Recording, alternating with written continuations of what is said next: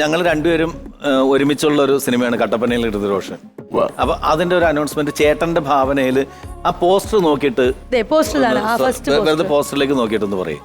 ദിലീപ് അവതരിപ്പിക്കുന്ന കട്ടപ്പനയിലെ Hrithik Roshan TK movies നാളെ മുതൽ 3 പ്രദർശനങ്ങൾ. TK മൂവീസിന്റെ ബാനറിൽ നാളെ പ്രദർശനം ആരംഭിക്കുകയാണ്. ശ്രീ ദിലീപ് അവതരിപ്പിക്കുന്ന കട്ടപ്പനയിലെ ഋതിക് റോഷൻ, സംവിധാനം നാദിർ ഷാ. ഓക്കെ,